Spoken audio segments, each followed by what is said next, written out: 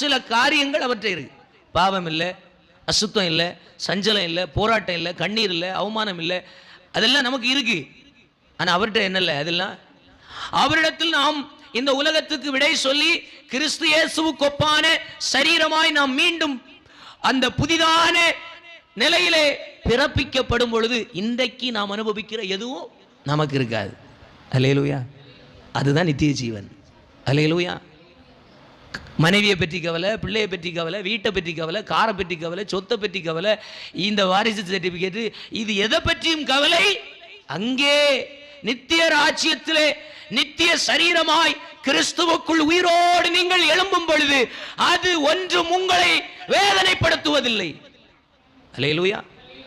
அப்படிப்பட்ட அந்த மேன்மை தான் யாருக்குள்ள இருக்கிற ஐஸ்வர்யம்? தேவன்கிட்ட இருக்கு. மனுஷன் அது. அதனால தான் அது தேவனுடைய ஆசீர்வாதம், தேவனுடைய ஐஸ்வர்யம். அவற்றை அது சம்பூர்ணமா இருக்கு. அல்லேலூயா.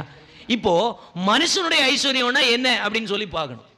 தேவனுடைய ஐஸ்வர்யம் நித்தியமானது, அழிவில்லாது.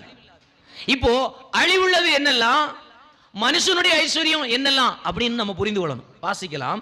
லூக்கா எழுதின சுவிசேஷ புஸ்தகம் அதனுடைய 16வது அதிகாரத்தை திருப்பிக் கொள்ளுங்க. லூக்கா எழுதின சுவிசேஷ புஸ்தகம் 16வது அதிகாரத்தை நீங்க பாத்தீங்கன்னா அங்க ரெண்டு மனுஷனுடைய வாழ்க்கையை குறித்து சொல்லப்பட்டிருக்கு. 19 முதல் 25 வரைக்கும் நீங்க வாசிச்சீங்கன்னா அங்க ரெண்டு பேரை குறித்து சொல்லப்பட்டிருக்கிறது. 25வது வசனத்தை வாசிக்கலாம். அதற்கு ஆபிரகாம், அப்படியே நீ பூமியில இருக்கும் உயிரோடு இருந்த காலத்துல நீ நன்மைகளை அனுபவித்தாய்.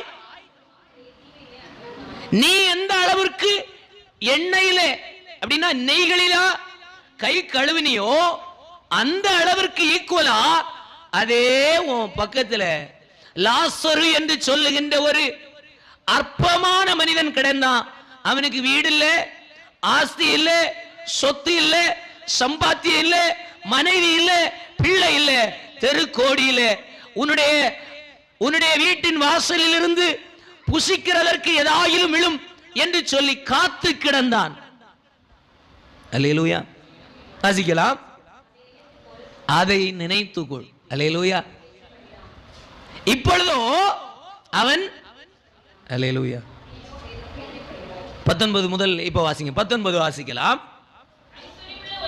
இப்போ நீங்க பாருங்க, உலகம் மனிதனுடைய பிரச்சனை என்ன அப்படின்னா ஐஸ்வர்யம். மனிதனுடைய ஐஸ்வர்யம் எங்க போய் நிறுத்துகிறது பார்க்கலாம். ஐஸ்வர்யவானாகிய ஒரு மனிதன் இருந்தான். பாருங்க, அவன் இரத்தாம்பரமும் விலையேற